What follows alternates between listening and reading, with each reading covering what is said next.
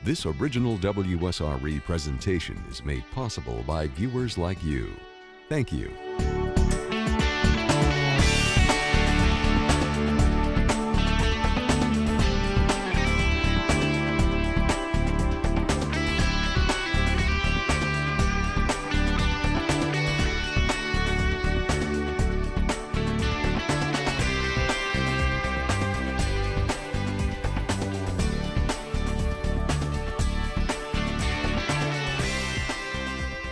Children enjoying a play date. What's different about that? Well, this play date is at Benny Russell Park in Pace, and the children have the most common genetic defect in the country. We know it as Down syndrome. Good evening, I'm Lloyd Patterson. Welcome to CTC. Tonight focusing on what it's like to raise a child with this condition. There are some 400,000 Down syndrome cases in the United States. A recent report by the Centers for Disease Control notes an increase among first-time mothers aged 35 to 39 over a recent 10-year period. Even sharper increases for older moms. There are numbers disputed somewhat, though. Experts attribute the growing number to the fact that older women are having babies, more older women. Former vice presidential candidate Sarah Palin had her Down syndrome son Trig at age 44. Researchers say most women who receive prenatal diagnosis for Down syndrome choose to terminate their pregnancy. That's 92%. In fact, we want to talk about that. Let's meet our guest tonight. Donna Fassett is the executive director of ARC Gateway, an agency that works to improve the lives of hundreds of children and adults with developmental disabilities. She's also all over the community as a volunteer as well.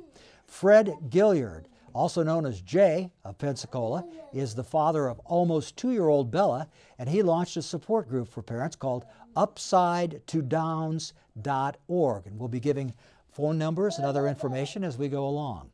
Melissa Morris of Pace is the mother of almost 2-year-old Faith Kinsley Morris. Almost 2.5. She is a registered nurse who works at Sacred Heart Hospital, which has the Early Steps program. We'll hear more about it tonight.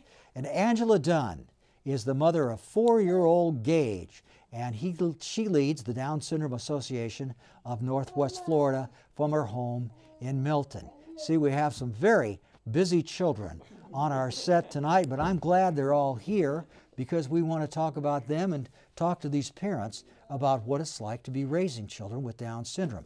The Sarah Palin story, she was all over newspapers, television, with her son Trig.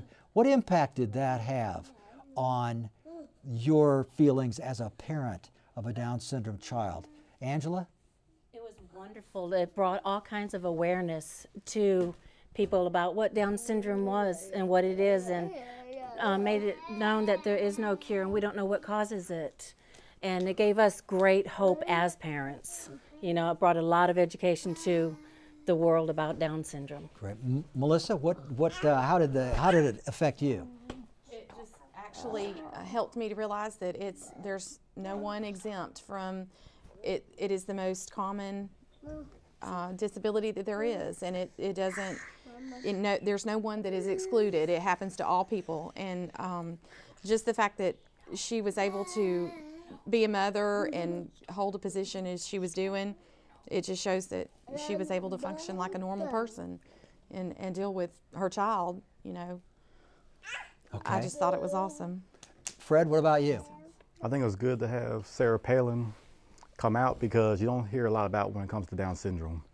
Most of the times you hear about autism and everything else, but you don't really have a face for Down syndrome. So with her coming out with her son and her being in the celebrity type at the time, it was good because it kind of pushed awareness for our children, which we're all probably here for, I believe, is pushing Down syndrome awareness. So I'm just glad that the face was there, and now we have an opportunity to spread more awareness about what's going on with our children. Yeah, and that's one of the things we want to do on our program tonight is to tell people what it's like to be you and your situation tonight. Donna Fassett, Down syndrome is fairly common, but it would be a lot more common if it weren't for the prenatal exams that many women get. That's true, and the occurrence is about 1 out of 733, I think it is, almost 800. But it is a common thing. Sarah coming out and saying this, being in front, gave parents hope hope that, yes, there is a life ahead of us, yes, that there are good things. It gave those of us who work in the field as professionals saying maybe there could be some advances, some changes in research, some changes in services, and more funding for those things.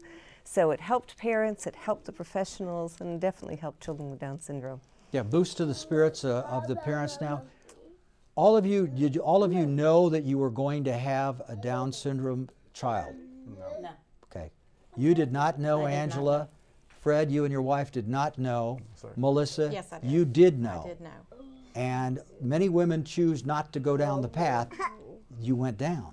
I absolutely never would have thought anything else. It was never an option or a choice to me to terminate pregnancy. The minute the baby had a heartbeat, she was alive, and God blessed us with her, and I was just going to do the best I could and be the parent that He asked me to be. So you had some time leading up to this to get some expectations about what it was going to be like to be a parent. Now, how has that worked out? Has your baby met your expectations as far as? Oh, she has gone above and beyond any expectations that I could have ever imagined. I totally had a blank palette to work with as far as what she would be like. I had no clue the potential that she would hold. I, as a nurse, went to work when I found out I was 22 weeks, 22 weeks pregnant when I found out that she was going to be a Downs baby. And as a nurse, I went to work and was floated to the PICU, which is Pediatric Intensive Care, and I looked all over the wall of pictures that the children that are back there for a Down syndrome child.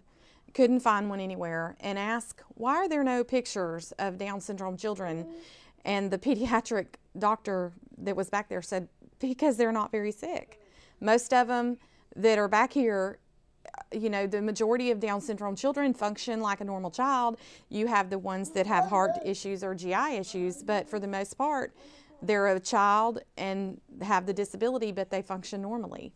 And I did a lot of searching, but I came to the conclusion that if I could handpick a disability, this would be the one I would handpick. Fred, Angela, you agree with that? Absolutely. This is, out of all the disabilities that you could have, Down syndrome is the best. I mean, Gage does everything that any other child does. He just does it at a little bit slower pace. You know, the doctor said don't worry about trying to potty train him until he's 7 or 8. He's 4 and he's done. So he can do everything. You know, he does everything that his older brother does. If his older brother runs across the yard, Gage runs after big brother Anthony. You know, he does everything that Anthony does. Yeah, Gage is seeing himself on television here in the studio, and he probably thinks that's pretty funny. He can't believe he's seen his mom talking on television, and he's sitting on her lap at the same time. Fred, what impact has your baby had on your life? Are you guys marching off to the hospital, to the pediatrician every week? Is it that kind of thing? Yes, sir. We have therapies twice a week for her, speech therapy, physical therapy, and occupational therapy. Then she has her appointments for the neurologist because she has seizures, and other appointments for eye doctors. And there's different conditions that come with this syndrome, Down syndrome. But as you can tell, with all that, they always keep their joy throughout all the situations. But it's a good lesson for us because because we need to find out that same joy when we're going through life situations. I mean, these kids teach us a lot. Even though they have an extra gene with that extra chromosome, it just shows us that there's more to that than what we know. You know, there's more to it. There's love in them. There's more joy with them. There's no complaining, no bickering. I mean, it's a lot we can learn from them having the Down syndrome. I've always heard that Down syndrome kids, if I may say so, are very sweet-natured kids. Is that fair to say? Is that an unfair generalization? Oh, yes. Oh, yeah, they're always, I mean, they have their stubborn streak just like any other child would have, but they are always happy and carefree. And, you know, I have a 20-year-old, and when I asked him at 16 to clean his room, he'd huff and puff. And if I'd ask Anthony or Gage to, you know, pick up his toys, he doesn't fuss. You know, he doesn't complain or anything like that. He just does it. You know, so you don't have the attitude, you know, with the older children. And like I said, his older brother Anthony taught him how to jump off the top of the bunk beds. Yeah, that's great. You know? He does have an older brother. Yes. Now, has it caused any problem in your family what impact does having a Down syndrome child have on other children in the household? Absolutely none. I do not treat Gage any different than his two older siblings. They all have their jobs and chores at home, and they're expected to do it, and they do it. Okay, Fred? Any impact? Do you have other, do you have other children that? I have another daughter, Victoria. She's 3 years old. She was our first child, beautiful little girl.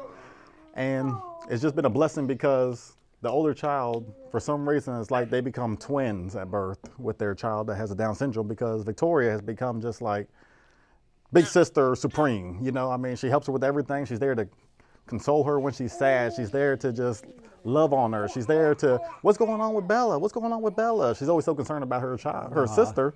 And it's just beautiful to see the connection with them. It's beautiful. Now we've noticed that Melissa has lost Kinsley, decided that she was tired of that. After she's coming back. Here she comes. She's circling around the set, and this is what you'd expect with a 2.5-year-old. They're going to be distracted in here with all the lights and everything. Do you have other children, and what impact does it have on the family? I do have 2 other children that I've raised. They are my stepchildren, and our oldest daughter is 28, and she has cerebral palsy, and she is non-ambulatory. She doesn't walk, and her and Kinsley have bonded tremendously. They, whenever she was first born, our oldest daughter was a little jealous, and had a little bit of issues with being jealous, and then we have a son. He is 25, and he adores his sister. Okay. Other than that, as far as impact on the family, my husband and I, we just pulled together, and we have a wonderful support. Our family support my husband's parents, his aunt, my parents, all of my friends, everybody. Kinsley is just it. Well, she's very curious about what's going on around here. There she goes. Donna. Still, we're talking about children who are, they might be sweet, they might be just like any other kid, but they do have some developmental issues, don't they? What kind of things have you seen? Children and adults with Down syndrome have mild to moderate developmental delays. They have some cognitive disabilities, but they can learn. They can do the same things as other people. It just takes, as was mentioned earlier, it takes a little bit longer. These families have been very fortunate. They've gotten early intervention, they've got supportive family, they're getting therapies, they're getting developmental instruction to overcome some of those delays very, very early in life so they can go on, be part of the regular schools, move on and have a life in the community. And you have worked with 2 adults, right? I've worked with many adults. Well, you've worked with many, but 2 that you're particularly proud of. There are 2 that I'd love to highlight because these 2 individuals, one had the benefit of early intervention. Her name is Cameron Northrup, and she's quite a celebrity in our community. Cameron is a graduate of Washington High School. She was working in a hair salon, was unfortunately, due to the recent economic times, lost her position, but she is now working in a daycare center. She's very talented, she's in jazzercise, she's very much part of the community and a very outgoing, vivacious woman. And then you have the other gentleman, Oliver Kessler. Oliver's 53 years old. He didn't have the benefit of early intervention, but he did have an education and has certainly worked for himself. He doesn't have a lot of family support. Most of his family has passed away. He does have a brother and sister-in-law here. But he has 2 jobs. He works at Madison's restaurant and he works at Arby's. He's also the president of a self-advocacy group where he's teaching other people with Down syndrome and developmental disabilities how to speak up for themselves, how to understand their rights, things that they can do in the community. He's served on state boards. He's our politician. He can go to Tallahassee and he knows every single legislature there, and he certainly is great about sharing the story.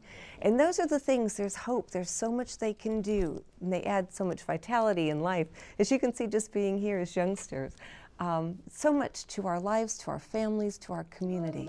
And this is what can happen. Is this what you are hoping for your children? That they'll go on to school and go to the Pace High School or Washington or wherever they go? Yeah, I've had somebody ask me, what do you expect Gage to be, when he grows up? And I simply answer the president if he so desires. I've seen Down syndrome children in college. You know, so I mean, the only limitations that are on these children are what we put on them as parents in the society. They can do anything and go way farther than what we thought, you know. They used to have the shorter life span expectations, didn't they? At one time they did, but we all have a better quality of health care. They're living a life in the community, they're a part of families, they have a social network, health care, everything. They're living much more normal lifespans. Cameron Northrup just purchased her own condo and is living on her own. Things that even 20 years ago we wouldn't have expected of a person with Down syndrome to be able to do. So they're making great milestones and great achievements. The kind of independence you're seeing with the Down syndrome adults, the young adults, is what you're seeing in other areas where you work with people with developmental disabilities. They're able to do a lot more things than people might think. Given the opportunity, it's incredible what they can do. Okay, let's talk about you as parents, your normal day. How is it altered by the fact that you have this a Down syndrome child? They require more getting up to speed time in the morning. How is your day different? What impact does it have, Angela, on your life? Actually, I work for the Clerk of Courts, Mary Johnson, so I'm really fortunate because it's very hard to find health care or medical insurance, medical care for these children, health insurance. Nobody will insure them because they're, you know, worried about the heart defects and everything like that. So I'm very fortunate. We do have insurance for Gage and everything. There's a lot of where the daycares used to not take the children, where they'll take them now and everything. Gage used to, before he was 3, had physical therapy, occupation therapy, and everything like that twice a week. But now we get up the same time he gets on the school bus, he goes to school all day, he gets off the school bus and goes to daycare. So to me, after 3, and he's in public school, he goes to Baghdad Elementary, there is no difference. He does everything that his older brother What's does. his daycare experience like? Do the other children cause him any No, anxiety? he was kind of a bully. He got in trouble a couple of times. Oh, okay. Troublemaker. Yes, he got in trouble for kissing little girls. Ah, okay. Well, he learned early. I see he's trying to get over there closer to your daughter, Fred. You're going to have to keep an eye on this guy. Fred, tell me about your day. How does it different because your daughter has Down? Well, usually I don't wake up. Usually my wife wakes up about 5:30, then she wakes me up around 6:30. So the day for me starts about 6:30. Wake up with a normal day. We wake up. There's a hug. We wake up just like a normal day. We wake up, we get breakfast, we take a little quick bath, and then if we have therapy that day, then we go to therapy. If we don't have therapy, then we sit at home and we practice things that she needs to use. But for me, I mean, it's a little different because having a kid with developmental delays, you got to push a little harder. You got to give them a little more attention. But isn't that what having a kid is about? You know what I'm saying? Yeah. That's right. See, I think she agrees with me. But it's about getting closer to your family. I mean, when you have a kid that has Down syndrome and they'll let you know, I mean, it pushes you to be more about family. It's not so much about go watch TV. It's not about so much go over here and go play, you know, just go do something. It focuses on your child and makes you a better parent and a better person. They won't let you detach from them. That's true, too. They're going to follow you all over them. It's real important to have a spouse that helps you because, I mean, I couldn't do this without Tony. You know, there's some times when I really get frustrated, you know, and I get mad and upset and stuff like that. And Tony's right back there, you know, picking me up and saying, no, this is okay, you know. And there's normal feelings. You plan on going home with a normal child. Well, you end up going home with a child with a disability, and you leave the hospital not with the perfect child that everybody expects to go with. And so you have to adapt, and you have to have a very strong partner to help you overcome that and to be there for you at your time of weakness. Yeah, he sees how he's sticking out his tongue there. He can see himself right on the monitor here in the studio, so he's quite entertained with himself. The marriages, sometimes when children have difficulties, and I'm thinking of autism and other things, that can put a real stress on a marriage, can't it, Donna? It can definitely. There's additional stresses of having a child because there's additional appointments, there's therapies, there's doctors, there's things that you're doing that are in addition that you would with a typical child. But on the same hand, the joy that they bring to their lives just can't be replaced. Okay, Melissa, stressful in your marriage? Not so much. I think she is the missing piece of the puzzle that just fit right in. Again, support is the best key. If you have a supportful husband, spouse, and some unfortunate people are, some people are just not fortunate enough to have that. But if you can find the support group or, your friends, just definitely, know that there's somebody out there who can help you and give you the support that you need. And I think that probably birth to 3 is definitely the most formidable time for these children. They need all of the input they can get, and they absorb like a sponge. And it is just so important to have speech and occupational therapy and physical therapy, and having a phenomenal pediatrician that I have, we all have. That is a key factor in making sure that you stay on top of things, because there are challenges you're going to face, but if you have the support, you can overcome them. Okay. There's no problem. What about dinner time? The kids, sometimes they have intestinal problems, don't they? Can they eat what the other kids eat? Is there any issues with that? Absolutely. Gage eats the same thing that everybody else eats at dinner. But with Down syndrome, there's also, you want to be tested between 2 and 3 years old for celiac, which is a disorder of the, what is it? Celiac sprue is actually a type of bacteria that can live in the colon, I believe. I may not be completely correct, but it causes a lot of problems with digestion. Children have a tendency to be very thin. They don't actually keep weight on. And most Down's children, if you look at them, they're generally pudgy. And these children have a tendency to not be able to have that extra little bit of fat. And the celiac disease or syndrome, however, you have to just change the diet. Okay. You take out a few things and maybe supplement with others, and if they react to it and do well, they gain weight and move on.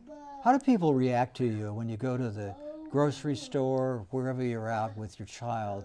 Do they come up and ask you questions that are, absolutely. That are rude, or do you want them to come up and ask? Most people are just infatuated with the cute little girl or boy with Downs.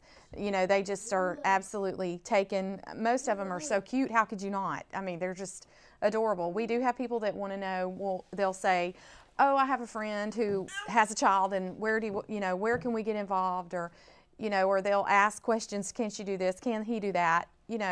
And we just, steer them right and put them on, send them on their way, and most of the time they say hey or bye to them, and they're done. In a minute or two, we're going to give the phone numbers for your connection for people who do want to get in touch with you, because that's very important. I can see how much the support from other parents is crucial to you.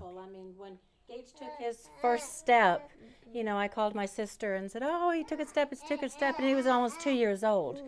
And she was like, oh, that's great. But then I called Melissa, and I'm like, he did it. We both crying on the phone, because, little milestones like that mean so much, because she can relate. She's got a baby the same as Gage, so the little milestones, getting up, walking, going potty, things like that are humongous, for us. I'd like to say something about that, Fred. too. Okay. She grabbed your microphone. That's okay. Just you can go ahead and just talk there. No, I was just going to say that it's good to have the support group. It's good to have the support of the family and the community. But what I'm encouraged is the fathers, because with us having a support group, and every week it's majority women. We need more fathers to get participated in this. We need more input from them to really make this what it needs to be. It needs to be about family, not just about mom stepping up. And I just want to encourage the fathers to really come forward with this and help out. Well, good for you. That's true, Fred. And I think more fathers need to step up, in not just for children with Down syndrome, but all sorts of, for the sake of all sorts of children. Donna, what do people, if you could anticipate what people would ask, what do people want to ask about Down syndrome that you feel like you could answer now? I think they typically ask, can they learn? Can they have a job? Can they go to school? Can they be with other children? Yes, they can, and we just tell them they're more like typical children than they're not. Just takes a little bit longer for them to learn, to do things, to be a part of it. Okay. And what would you have? What would you like people to know about Down syndrome, your child? She is absolutely my child first, and she has Downs. She's not my child with Downs. She is my child first. And absolutely, everything Donna said, they function just like a normal child. They do everything another child can do. It just takes a little longer. They all march to the beat of their very own drum. Yeah. Angela, slow down there, Gage. What would you like parents that see you with Gage, what would you like them to know about him? Well, obviously, he's a lively guy. There's a lot of people that know Gage that don't know me that come up to us at the store and everything like that. They're very loving children, very, very caring. And it's the same thing Melissa said, you know, I mean, they do everything the same. They just take a little bit longer. And it does bring a family together. It's a lot of stress, but you've got to be strong and you've got to have the support groups in your church and everything like that. Okay. And then once a year there's the Buddy Walk, and we'll show some pictures of the Buddy Walk as we go through that. You lost a couple in the last year. That's really, it's so sad for many reasons. The Billings family the couple who were murdered in their home were very important to Down syndrome parents, weren't they? We lost the Billings, which was a terrible, tragic loss for Santa Rosa Escambia, you know, which put the additional stress on Ashley, the daughter, to take charge of 9 children. And we also lost a little boy named Malachi, which is up on the very top right, and he was 2.5 years old, and he had heart problems, and at 2.5 years old, he weighed 14 pounds. Oh, boy. When he passed. And when Gage was 2.5, he was 36 pounds. Okay, we want to get up the numbers, email information for the support groups. ARC Gateway, which is a great organization, works with so many people. You can get online, arc-gateway.org, 434-2638. And Donna Fassett, thank you very much for being with us today. And also, there are the early steps at Sacred Heart. Sorry we didn't have more time for that, 416-7201. But these parents here can tell you how important that program is. And for the support groups, there's UpsideToDowns.org. That's Fred's organization, 293-1367. Reaching Downs is 390-5786. 390-5786, and then the Down Syndrome Association of Northwest Florida, 686-2490. It's been it's been wonderful having you, and it's great meeting your children. Thank you so much for bringing them in and being on our program. Thank you for watching. Good night.